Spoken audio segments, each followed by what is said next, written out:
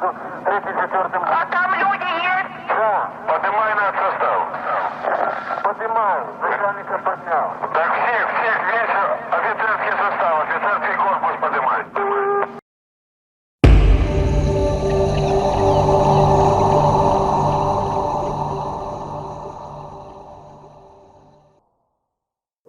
नमस्कार मित्रों, मैं मनीष चौहान एक बार फिर से आपका स्वागत करता हूं अपने YouTube चैनल हेलो पर। आज हम लोग बात करने वाले हैं दुनिया की सबसे बड़ी न्यूक्लियर त्रासदी के बारे में, एक ऐसी ट्रेजेडी के बारे में जिसने मानव जाति को एक परमानेंट, एक स्थायी नरक का द्वार दे दिया इसी पृथ्वी पर। हम लोग इस न्यूक्लियर ट्रेजेडी को चेरनोबिल ट्रेजेडी के नाम से भी जानते हैं। ये 1986 की बात है जब ये ट्रेजेडी हुई थी। 1985-86 तक आते आते ऐसा लगने लगा था कि पूंजीवादी देश रशिया पर भारी पड़ रहे। तो अपनी बढ़त को फिर से बनाए रखने के लिए, अपना प्रभुत्व स्थापित करने के लिए रशिया गवर्नमेंट ने या उस समय की सोवियत सरकार ने एक मेगा प्लान तैयार किया। प्लान ये था कि पूरे देश में विकास को एक समान रखने के लिए 9 नए शहर बनाए जाए। उन शहरों को सारी की सारी आधुनिकतम सुविधाएं उपलब्ध कराई जाए। उसमें एग्जीक्यूटिव लोग रहने चाहिए, उसमें प्रोफेशनल्स रहने चाहिए, उनके लिए सारी सुविधाएं उसमें होनी चाहिए। इसके लिए उन्होंने 9 शहरों को चुना। उनमें से एक शहर था प्रिपेयट। ये आज के यूक्रेन की राजधानी कीव से लगभग 100 किलोमीटर नॉर्थ में पड़ता है। अब इतना बड़ा शहर बनाया जाएगा जिसमें सारी सुविधाएं होंगी, तो फिर उसके लिए इलेक्ट्रिक पावर की जरूरत होगी। तो ये प्लान बनाया गया कि ये शहर अपनी सभी आवश्यकताओं के लिए दूसरे पर डिपेंडेंट नहीं होंगे, इनका अपना पावर हाउस। तो सोवियत सरकार ने 9 एटॉमिक सिटीज बनाने का फैसला किया, यानी कि इन सभी शहरों के पास 9 न्यूक्लियर रिएक्टर लगाए गए, हर शहर के पास एक। तो ऐसा ही रिएक्टर प्रिपेयट से 3 किलोमीटर की दूरी पर चेरनोबिल जगह पर लगाए। इस रिएक्टर के 4 पार्ट थे, यानी कि इसमें 4 अलग अलग यूनिट में काम चलता है, लगभग 3000 मेगावाट पर रिएक्टर के हिसाब से। और ये सभी 9 के 9 रिएक्टर, ये चेरनोबिल वाला ये आरबीएम के रिएक्टर थे, यानी कि ये न्यूक्लियर रिएक्टर की साइंस के हिसाब से कहें, सरल शब्दों में कहें, ये सेकंड जनरेशन के रिएक्टर्स और ये सब सफलतापूर्वक काम कर भी रहे थे। यानी कि जब ये चेरनोबिल में एक्सीडेंट हुआ, अब उससे पहले ये प्लांट 10 साल तक सक्सेसफुली काम कर रहे थे। तो ये बैकग्राउंड है इस चेरनोबिल एक्सीडेंट। अब हम लोग चेरनोबिल एक्सीडेंट के बारे में बात करेंगे, लेकिन उससे पहले मैं आपको संक्षेप में बताना चाहूंगा कि एक रिएक्टर काम कैसे करता है, न्यूक्लियर रिएक्टर काम कैसे करता है। तो सभी न्यूक्लियर रिएक्टर में एक यूरेनियम फ्यूल की तरह से काम करता है। अधिकतर रिएक्टर में प्लूटोनियम भी काम करता है, लेकिन जो मेन फ्यूल है वो यूरेनियम। उसके नाभिकों के पास, न्यूक्लियस के पास बहुत अधिक ऊर्जा हीट होती है। उन न्यूट्रॉन्स, उन यूरेनियम पर हम न्यूट्रॉन्स की बमबारी करते हैं, यानी कि अकेला यूरेनियम आपको एनर्जी नहीं दे सकता, यूरेनियम पर न्यूट्रॉन की बमबारी की जाती है।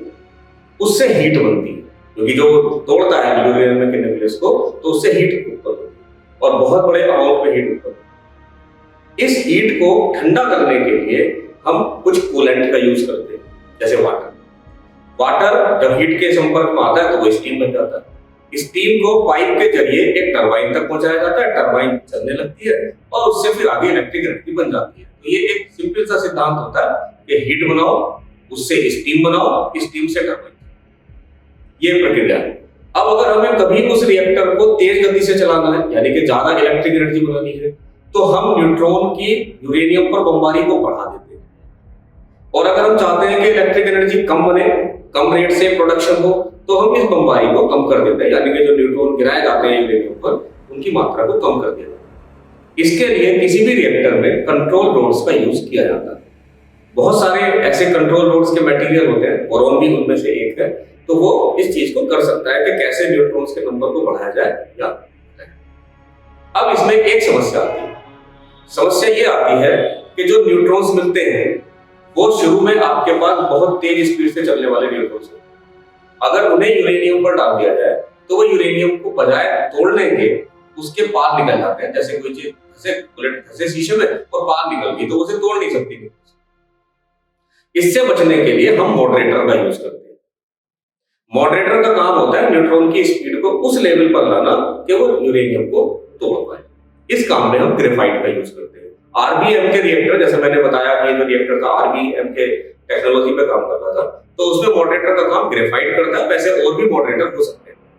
और इसके साथ इन रिएक्टरों में पानी का भी एक दूसरा यूज होता है, यानी कि पानी स्टीम बनाने के काम तो आएगा ही, वो कूलेंट तो है ही है, उसके साथ साथ पानी एक न्यूट्रॉन एब्जॉर्बर का काम भी करता है, यानी कि वो भी कंट्रोल करने का काम करता है कि न्यूट्रॉन्स को एब्जॉर्ब कर ले, यानी कि रोक ले, संख्या कम कर दे, और अगर पानी कम हो जाए तो न्यूट्रॉन की संख्या बढ़ जाए। तो ये यूरेनियम प्लांट पर डिपेंड किसी भी न्यूक्लियर रिएक्टर के मोटे-मोटे काम। अब हम ये देखेंगे कि आखिर उस रात हुआ क्या था, क्यों ये एक्सीडेंट हुआ। तो ये बात 25 और 26 अप्रैल 1986 के मिडनाइट की है, यानी कि 25 अप्रैल खत्म हो रही थी और 26 अप्रैल आ रही थी, रात के लगभग 1 बजे। एक सेफ्टी टेस्ट आयोजित करना था, यानी कि जब एक रिएक्टर प्रोसेस में होता है, चल रहा होता है, उस समय एक्सीडेंट नहीं हुआ। एक्सीडेंट दुर्भाग्यवश उस समय हुआ जब टेस्ट किया जा रहा था कि अगर सेफ्टी पे कोई प्रॉब्लम आती है तो उससे कैसे निपटा जाए। टेस्ट क्या था? टेस्ट ये था कि हम रिएक्टर को अगर किसी वजह से जो कूलेंट है, वाटर कूलेंट है, कि हीट बनती जा रही है, लगातार बन रही है, जैसे 3000 मेगावाट पावर बन रही थी, तो इसका मतलब पर सेकंड ठीक ठाक हीट बनेगी। अगर किसी वजह से वाटर कूलेंट ने काम करना बंद कर दिया, वाटर ने हीट को ठंडा करना बंद कर दिया, तो वो हीट तो बढ़ती जाएगी, और आप अंदाजा नहीं लगा सकते कि 1 सेकंड में 10 की घात 20 या 10 की घात 25, आप समझिएगा कि 1 के आगे मैं इतने जीरो लगा रहा हूं, इतने विस्फोट होते हैं यूरेनियम न्यूक्लियस में। तो अगर लगातार आप उसे ठंडा नहीं कर पाओगे तो हीट लगातार बढ़ती जाएगी, बढ़ती जाएगी, बढ़ती जाएगी। अब अगर हीट बढ़ती जाएगी तो अल्टीमेटली विस्फोट हो सकता है, आपका पूरा सिस्टम तहस नहस हो सकता है। तो अगर वाटर सप्लाई रुक गई तो हम हीट को कैसे कंट्रोल करेंगे, ये टेस्ट इस बारे में आयोजित किया जा रहा है। अब उस रात क्या हुआ कि ये जब टेस्ट करना शुरू हुआ, अब मैं यहाँ पर एक चीज आपसे बता दूं पूरी एक्सप्लेन करने से पहले, कि मैं पहले आपको ये बताऊंगा कि उस रात बेसिकली हुआ क्या, फिर वो क्यों हुआ था उसे हम एक अलग चैप्टर में डिस्कस कर लेंगे। तो हुआ क्या कि उन लोगों ने उन्हें जो एक्सपेरिमेंट करना था, 3000 मेगावाट का आपका प्लांट है, जो पार्ट 4 था, 4 रिएक्टर थे, तो जो चौथा मेथड जिसमें हम ये काम कर रहे थे, तो वो 3000 मेगावाट था। तो उन्हें जो इंस्ट्रक्शन दी गई थी उसके हिसाब से लगभग 750 मेगावाट तक उन्होंने पावर को लाया, यानी कि 1/4 25% पावर पर रिएक्टर ने काम करना शुरू कर दिया। अब अचानक से क्या होता है कि 750 मेगावाट की बजाय रिएक्टर की पावर एकदम से घटना शुरू हो गई। आप अंदाजा नहीं लगा सकते कि जो रिएक्टर 3000 मेगावाट पे काम कर रहा था, उसकी पावर पता नहीं क्यों, उन्हें पता नहीं चला, वो 750 वाट की बजाय 30 मेगावाट तक, और 30 मेगावाट से भी नीचे जाने का खतरा हो गया। अब वो लोग थोड़ा कंफ्यूज हुए, जो कंट्रोल रूम में काम कर रहे थे, उन्होंने जो तरीके होते हैं रिएक्टर में हीट एनर्जी को बढ़ाने के, उन्होंने उस हीट को बढ़ाने की कोशिश की, क्योंकि 30 मेगावाट पे आप एक्सपेरिमेंट कर ही नहीं सकते। जब उन्होंने उसे बढ़ाने की कोशिश की तो अनएक्सपेक्टेडली पावर बढ़ती चली गई, 750 वाट तो पीछे रह गए, 3000 मेगावाट पीछे रह गए जिस पे रिएक्टर काम करना था। 3000 मेगावाट से 10 गुनी ताकत से, 10 गुनी पावर से एनर्जी का बनना शुरू हो। आप समझिएगा कि आप जितनी हीट मैक्सिमम बना सकते थे उससे 10 या 12 या 15 गुना ज्यादा तक हीट बना। अब जाहिर सी बात है, इतनी हीट को अफोर्ड नहीं कर सकता था वो रिएक्टर। इस चीज से बचने के लिए कंट्रोल रूम में एक इमरजेंसी शटडाउन लिया गया कि जल्दी से पूरे सिस्टम को बंद कर दिया जाए, और अनफॉर्चुनेटली वो सिस्टम शटडाउन इस तरह से नहीं हो सकता था। उस सिस्टम में एक जोरदार ब्लास्ट, क्योंकि इतनी हीट इकट्ठा हो गई, एक जैसे जेम्स वाट का इंजन काम करता है, स्टीम इंजन, तो इतनी स्टीम अंदर इकट्ठा हो गई, जितना भी पानी बचा हुआ था वो सारा का सारा हीट में कन्वर्ट हो, वो हीट की वजह से स्टीम में कन्वर्ट हो गया, और एक जैसे प्रेशर कुकर होता है, एक प्रेशर कुकर की तरह से वो जिसके अंदर ये सारा एक्सपेरिमेंट हो रहा था, वो एक विस्फोट की तरह से, एक महान विस्फोट। आप इस बात का अंदाजा इससे लगाइए कि ये जो कोर होता है जिसमें यूरेनियम रखा जाता है, उसके चारों तरफ कम से कम 25-30 फीट मोटी दीवारें बनाई जाती हैं, चारों तरफ से घेरा जाता है उसे, ऊपर नीचे दाएं बाएं सभी तरफ से 30 फीट मोटी, मैं 30 फीट की ऊंची नहीं कह रहा, मैं 30 फीट मोटी कंक्रीट की दीवार कह रहा हूं, और उसमें भी बेस्ट मटेरियल यूज किया जाता है। जो छत होती है उस पर लगभग आप मान के चलिएगा कि 3-3.5 टन के रखे जाते हैं। वो जो छत होती है जिसे हम बोलते हैं बायोलॉजिकल शील्ड, अपर बायोलॉजिकल शील्ड, वो लगभग 3000 टन की हो सकती है, और इतना ज्यादा प्रेशर वहां पर बना, इतनी ज्यादा हीट बनी कि जैसे हम लोग उसमें पानी में किसी पेपर को ऊपर नीचे उतराते हैं, जैसे मैं अपने हाथ को कर रहा हूँ, इससे ज्यादा स्पीड से वो छत ऊपर नीचे वाइब्रेशन। तो आप अंदाजा लगाइए कि वो कितना बड़ा एक प्रेशर कुकर जैसा बन गया। विस्फोट हुआ, सारा का सारा रेडिएशन उस विस्फोट के साथ ऊपर आ गया, क्योंकि जब छत फट गई तो जितना रेडिएशन था लगभग 8 टन मटेरियल माना जाता है, बहुत लोग मानते हैं कि इससे कहीं ज्यादा। ऐसा रेडियो एक्टिव मटेरियल सीधे एयर के कांटेक्ट में आने से क्या हुआ कि चूंकि इसमें ग्रेफाइट भी था, ग्रेफाइट बड़ी मात्रा में यूज होता है कोर में, तो ग्रेफाइट का टेम्परेचर लगभग 2-3 हजार डिग्री सेल्सियस होता है। ये माना जाता है कि उस वक्त जब ब्लास्ट हुआ लगभग 2-2-2 हजार सेल्सियस का टेम्परेचर था। तो ग्रेफाइट जलने लगा, ग्रेफाइट जब जलता है तो वो लाल हो जाता है, रेड हीट हो जाता है।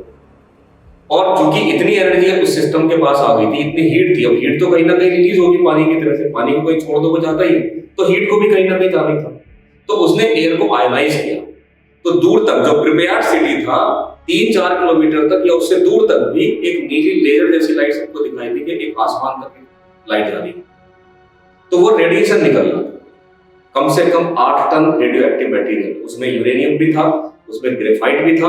और इस पूरे प्रोसीजर में जो लोग साइंस के थोड़ा कम जानकार हैं मैं उनके लिए बता रहा हूँ, केवल इतना आसान नहीं होता, इस पूरे प्रोसेस में बहुत सारे दूसरे बाई प्रोडक्ट बनते रहते हैं और वो सब रेडियो एक्टिव, गामा रेज होती है, अल्ट्रावायलेट रेज होती है, एक्स रेज, तो वो सारे रेडिएशन लगातार एयर में फैलते हैं। जो लोग उस कोर के पास काम कर रहे थे 2 लोग तो तुरंत मर गए, और इसलिए मर गए क्योंकि वो रेडिएशन से नहीं मरे, रेडिएशन तो लॉन्ग टर्म आप पे इफेक्ट डालता है, वो मरे क्योंकि जब इतना विस्फोट होगा, इतनी हीट होगी, तो वो हीट से मर गए, या जो उनके कोई चीजें लगी होंगी टूट के, मान लीजिए कोई चीज तेज पावर से आके टकराएगी तो इंसान की मौत हो जाती है, तो वो लोग तो इंजरी के चलते। आग लग गई थी जिस कोर में, वो आग अगले 10 दिन तक लगातार लगती रही, और 10 दिन तक फायर सर्विस वाले उस आग को बुझाने की कोशिश करते थे 10 दिन। लेकिन उन 10 दिन में भी वो केवल ऊपर की आग को बुझा पाए, जो प्रॉपर कोर वाला हिस्सा था वो आग तो अपने आप ही रुकी, क्योंकि वहां जाने की किसी की हिम्मत ही नहीं, टेम्परेचर बहुत ज्यादा था, और सबसे खराब बात वहां रेडिएशन अप्लाई किया था। इस एक विस्फोट से बात खत्म नहीं हो जाती, लगभग 3 या 4 सेकंड के बाद, इस विस्फोट के 3 या 4 सेकंड के बाद एक दूसरा विस्फोट हुआ। वो पहले विस्फोट से भी भयानक था, और इसलिए भयानक था क्योंकि उसमें क्या हुआ, पहले मैं आपको बताता हूं कि आखिर विस्फोट क्यों हुआ, ज्यादा भयानक क्यों था वो बाद की बात है। तो इसमें एक बाई प्रोडक्ट और बनता है पूरी रिएक्शन में जो कोर में काम करता है, जिर्कोनियम। वो जिर्कोनियम पानी से हाइड्रोजन लेने लगा, हाइड्रोजन होती है पानी में, हम सबको पता है। तो जिर्कोनियम के हाइड्रोजन के मिलने से जैसे एक न्यूक्लियर बम काम करता है, उसी तरह की रिएक्शन, और पानी तो बहुत बड़ी मात्रा में था, एयर में भी हाइड्रोजन होती है, तो वो विस्फोट चूंकि बहुत सारा जिर्कोनियम आपके पास था, बहुत सारी हाइड्रोजन आपके पास थी, उससे एक दूसरा विस्फोट।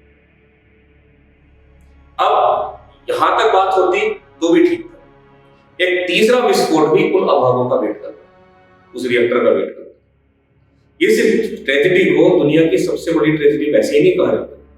हम लोग हिरोशिमा का नाम जानते हैं कि 2.5 लाख लोग मर गए, आपको जान के आश्चर्य होगा, हिरोशिमा में जो अमेरिका ने बम गिराया था उसे 46 किलोग्राम, और ये जो चैनल 4 रिएक्टर था जिसमें ये काम चल रहा था, उसमें 170 टन यूरेनियम था। तो कहां 46 किलोग्राम और कहां 170 टन यूरेनियम, तो ये विस्फोट उससे कहीं ज्यादा भयानक। तीसरा विस्फोट भी हो सकता था।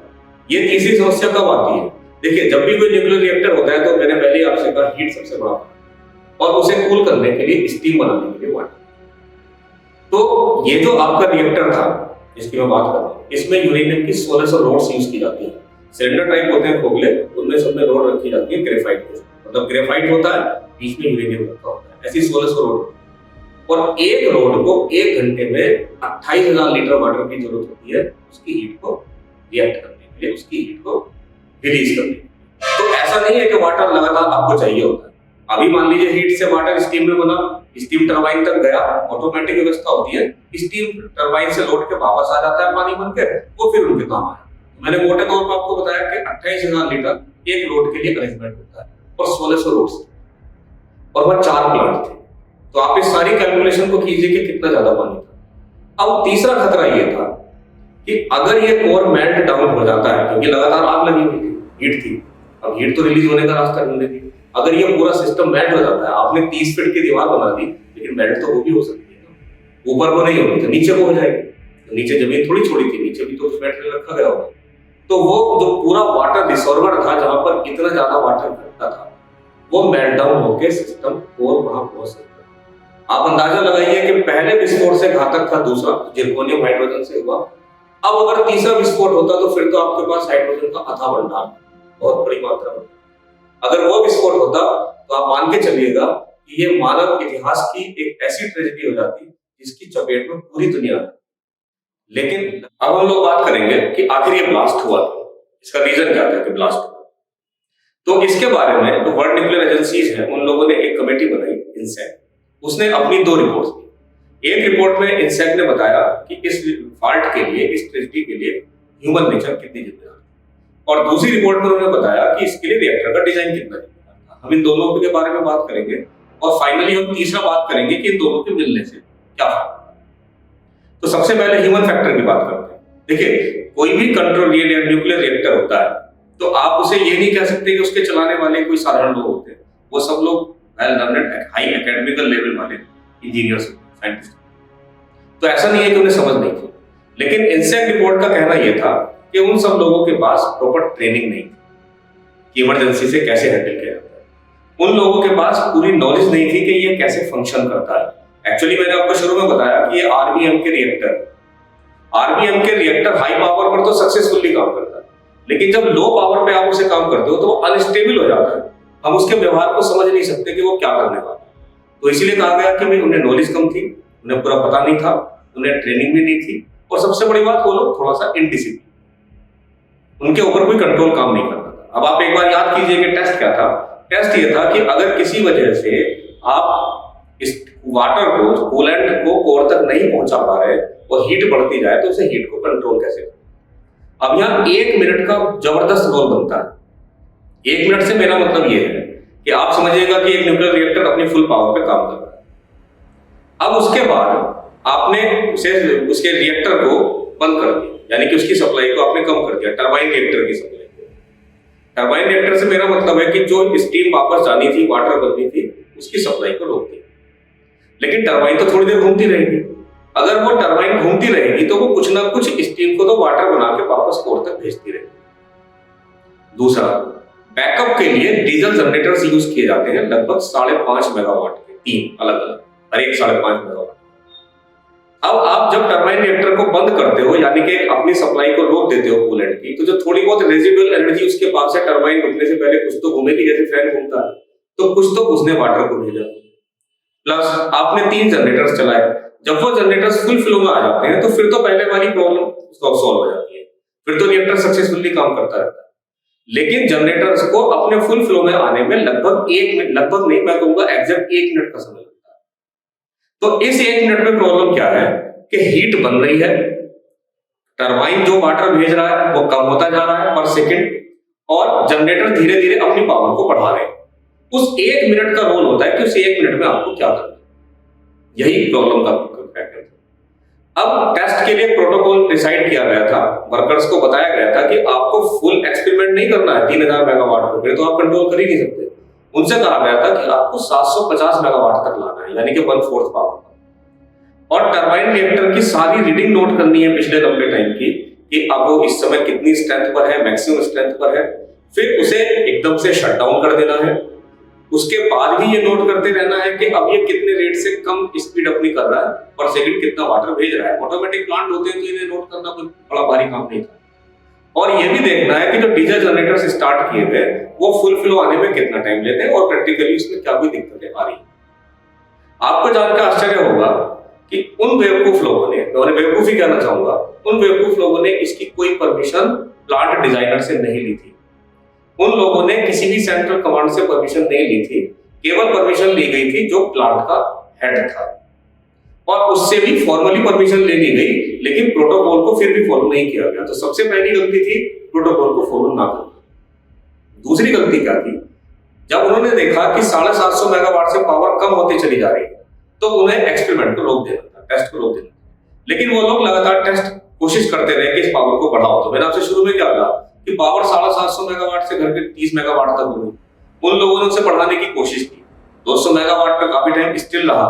ये फिर से एक पॉइंट था कि उन लोगों को टेस्ट रोक देना था कि कुछ तो ऐसा हो रहा है जो उनकी नॉलेज से बाहर था, उनके कंट्रोल से बाहर था, कि 750 से 30 क्यों हो गया।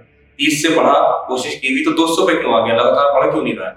तो उन्हें सोचना था कि ऑटोमेटिक प्लांट कुछ तो गड़बड़ करो। उन्होंने इस बारे में कुछ नहीं सोचा। उन्होंने कोशिश की कैसे बढ़ा के 750। अब 750 बढ़ाने के प्रोसेस में पावर बढ़ती चलेगी, 750 से ज्यादा हो गई, 3000 मेगावाट, 6000 मेगावाट, यानी कि प्रॉपर स्ट्रेंथ से 9-10 गुना, 11 गुना तक पहुंच गई। गीगावाट पावर तक पावर पहुंच गई, आगे समझिए। अब उन लोगों के हाथ पैर फूल गए। केवल अनुमान लगाया जाता है कि क्या हुआ होगा। अब उन लोगों के हाथ पैर फूले कि भाई ये हो क्या गया।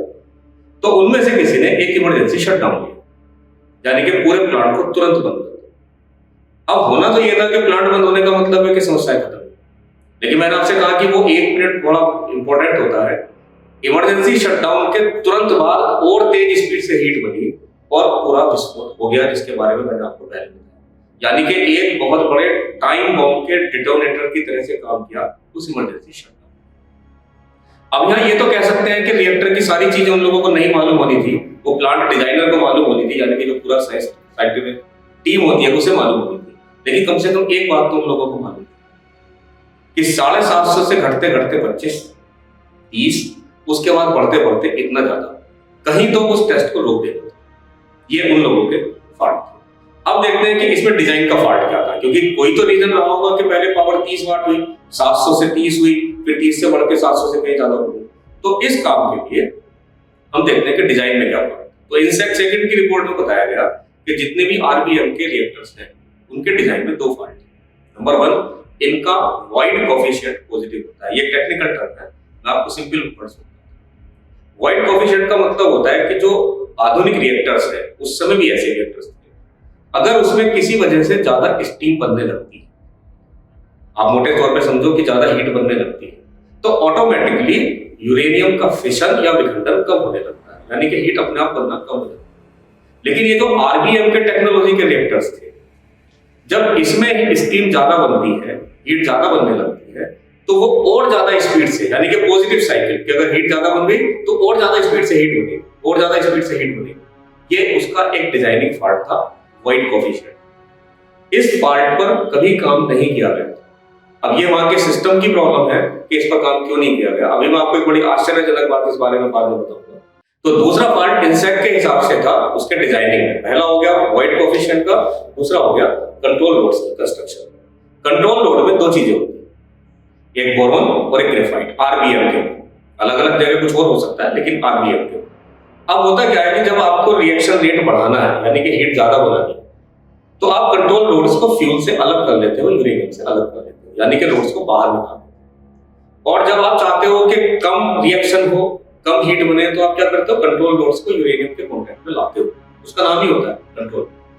लेकिन आरबीएम के रिएक्टर में क्या होता है कि बोरॉन के नीचे ग्रेफाइट लगा हुआ, यानी कि जब आप कंट्रोल लोड को नीचे लाते हो तो कुछ देर के लिए पहले ग्रेफाइट यूरेनियम के कॉन्टेक्ट में आता है। और ग्रेफाइट अच्छा मॉडरेटर है, यानी कि ये न्यूट्रॉन को एजिटेट करता है, इंस्पायर करता है और ज्यादा रिएक्शन करने के। तो आप थोड़ी देर के बाद तो अच्छी पोजीशन में आ जाओगे कि जब नीचे जा रहा है तो पहले ग्रेफाइट गया, ग्रेफाइट ने थोड़ी देर के लिए रिएक्शन बढ़ाई और बाद में बोरॉन सामने आ गया, तो कंट्रोल लोड ने अपना काम। लेकिन जितनी देर वो कंट्रोल लोड पूरी तरह से यूरेनियम के कॉन्टेक्ट में आती है, उससे पहले थोड़ी देर के लिए ग्रेफाइट यूरेनियम के कॉन्टेक्ट में आता है, जो रेट को और बढ़ा देता है। तो अब हमने देखा कि इस तरह से 2 फॉल्ट उसके डिजाइनिंग में थे। अब देखते हैं कि अल्टीमेटली हुआ क्या। तो आप ऐसे समझिएगा कि इसमें बहुत, इस पूरी रिएक्शन में बहुत सारे बाई प्रोडक्ट होते हैं। ऐसा ही बाई प्रोडक्ट होता है ज़ेनॉन। ज़ेनॉन दुनिया का सुपर एब्जॉर्बर है। ये न्यूट्रॉन को सबसे ज्यादा एब्जॉर्ब करता है पूरी दुनिया में, पूरे यूनिवर्स में। अब होता क्या है कि जब एक रिएक्टर काम करता है तो उसमें बहुत सारे न्यूट्रॉन्स होते हैं, वो यूरेनियम पर बमबारी करते हैं, जैसा मैंने आपसे शुरू किया। ये जो ज़ेनॉन है, ये उन न्यूट्रॉन्स को एब्जॉर्ब करना शुरू कर देता है, इसी भाषा में कहीं तो खाना शुरू कर देता है, उन्हें रोकता है, यानी कि न्यूट्रॉन की संख्या को घटा देता है। लेकिन चूंकि रिएक्टर फुल पावर से चल रहा होता है, तो बहुत सारे न्यूट्रॉन्स पर सेकंड बन रहे होते हैं, बहुत सारे न्यूट्रॉन्स पर सेकंड ज़ेनॉन की वजह से खत्म हो रहे होते हैं, तो एक इक्विलिब्रियम आ जाता है, कोई दिक्कत नहीं। अब चूंकि एक्सपेरिमेंट को, टेस्ट को बार बार टाला जा रहा था, बार बार पावर को कम किया जा रहा था, जो ह्यूमन फॉल्ट था कि हम बार बार कम कर, तो ज़ेनॉन बन तो रहे थे, वो न्यूट्रॉन्स को एब्जॉर्ब भी कर रहे थे, लेकिन न्यूट्रॉन्स ज्यादा नहीं बन पा रहे थे क्योंकि पावर कम हो। तो आप सोचिए कि जब आप बार बार इस काम को करेंगे तो दिक्कत क्या होगी? दिक्कत ये हो गई कि बहुत सारा जेनोन पार्टिकल्स इकट्ठा हो गए, रिएक्टर न्यूट्रॉन्स हो गए कम, तो वो रिएक्शन को बढ़ने ही नहीं दे रहे थे। यही रीजन था कि रिएक्टर की पावर घटते घटते 750 से 30 मेगावाट तक आ गई। इसे बोला जाता है रिएक्टर पॉइजन, जेनोन, क्योंकि ये न्यूट्रॉन्स को खत्म कर रहा है। न्यूट्रॉन्स को खत्म कर रहा है तो रिएक्टर बेकार हो गया, काम नहीं कर रहा। उन लोगों को ये पता नहीं था, पता होना भी नहीं चाहिए था, क्योंकि ये काम साइंटिफिक डिजाइनर्स का था जिन्होंने वो प्लांट डिजाइन किया। उन लोगों की गलती क्या थी कि उन्हें एक्सपेरिमेंट को रोक देना था, लेकिन उन्होंने एक्सपेरिमेंट को नहीं रोका, उन्होंने पावर को इंक्रीज करने की कोशिश की, यानी कि कंट्रोल रोड्स को फ्यूल से दूर करने की कोशिश की। ग्रेफाइट को पास ले आए यूरेनियम, इसमें उन्हें सफलता भी मिली, क्योंकि जब ग्रेफाइट यूरेनियम के पास आया तो उसने ज्यादा न्यूट्रॉन्स बनाने शुरू कर दिए। ज्यादा न्यूट्रॉन्स बने तो धीरे धीरे वो जेनोन को खत्म करना शुरू कर दिए। न्यूट्रॉन अकेला थोड़ी खत्म होता है, आप ऐसे समझिएगा कि एक न्यूट्रॉन आया, एक जेनोन आया, खत्म। तो पहले न्यूट्रॉन्स कम थे, जेनोन बहुत ज्यादा थे। अब जब आपने उसकी पावर को बढ़ाया तो न्यूट्रॉन्स का नंबर भी बढ़ने लगा, तो उन्होंने क्या किया, जेनोन को खत्म करना शुरू किया। अब सिस्टम में जेनोन कम होने लगा, न्यूट्रॉन्स बढ़ने। न्यूट्रॉन्स बढ़ने का मतलब क्या था, पर मोमेंट ज्यादा विखंडन होने शुरू हो गए, पर सेकंड ज्यादा यूरेनियम पे न्यूट्रॉन्स आके टकराए, पर सेकंड ज्यादा हीट में। यही रीजन था कि अनएक्सपेक्टेडली जो पावर बन रही थी वो 750 तक पहुंची, फिर 3000 तक पहुंची, फिर 6000 मेगावाट तक पहुंची और 10 गुने तक पहुंची। जितनी पावर सिस्टम की स्ट्रेंथ थी उससे ज्यादा, क्योंकि जेनोन खत्म हो गए थे, न्यूट्रॉन लगातार बढ़ रहे। अब उन्हें लगा कि अगर हमें इस हीट को रोकना तो उन्हें सिस्टम को शट डाउन कर देना चाहिए, क्योंकि शट डाउन करेंगे तो कंट्रोल लोड्स रिएक्शन को रोक देंगे। जिसे कहते हैं ना आग में घी डालना।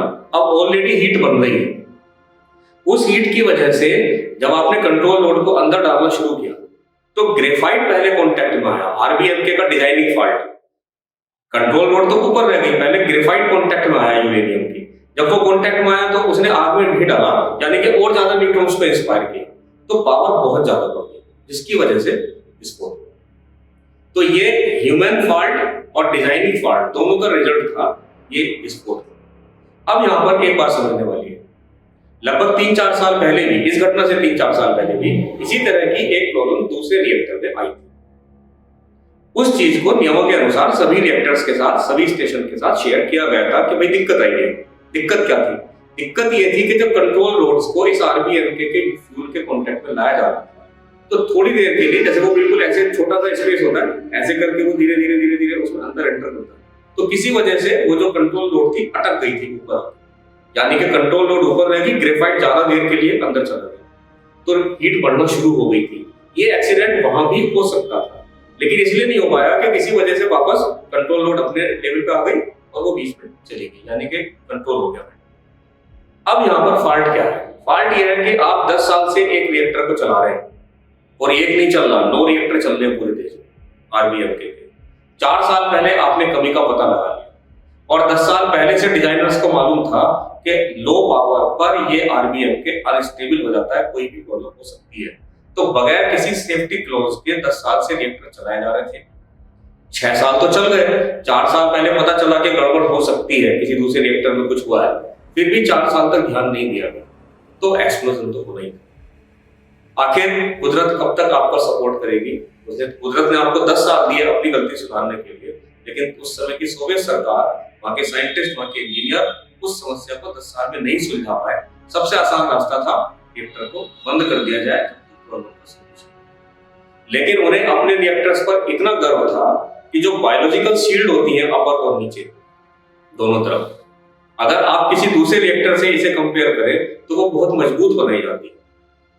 जैसे अमेरिका में एक हादसा हुआ था इसी तरह का, 3rd माइल आइलैंड पर, वहां भी एक रिएक्टर फटा था, लेकिन उन लोगों ने उसे इतनी मजबूत कंक्रीट से घेरा हुआ था कि उसे फटने के बाद भी कोई बहुत ज्यादा डैमेज नहीं हुआ, रेडिएशन नहीं रुक गया। यहाँ इन लोगों ने उतना मजबूत स्ट्रक्चर ही तैयार नहीं किया था बायोलॉजिकल शील्ड का, तो वो पूरा विस्फोट होकर बाहर हीट निकल गई, अदरवाइज इसमें इतना लॉस नहीं होता। फिलहाल हम इस वीडियो को यहीं तक रखेंगे और एक दूसरे वीडियो में मैं इसके आगे आपसे डिस्कस करूंगा कि आखिर इस एक्सप्लोजन का, रेडिएशन का क्या इफेक्ट्स पड़े। अच्छा इफेक्ट तो जाहिर सी बात है पड़ना ही नहीं था, बुरा इफेक्ट। तत्कालीन सरकार ने क्या पनिशमेंट डिसाइड की, किन लोगों को इसका जिम्मेदार माना गया और क्या वो रेडिएशन आज भी चेरनोबिल में ऐसे ही, तो इस बारे में हम लोग अभी दूसरे वीडियो में बात करेंगे। इस वीडियो को यहीं तक रखते हैं। अगर आपको वीडियो पसंद आया हो तो इसे सब्सक्राइब कीजिएगा, लाइक कीजिएगा, शेयर कीजिएगा, और अगर सब्सक्राइब कर चुके हैं तो कम से कम लाइक और शेयर जरूर करते हैं। Thank you.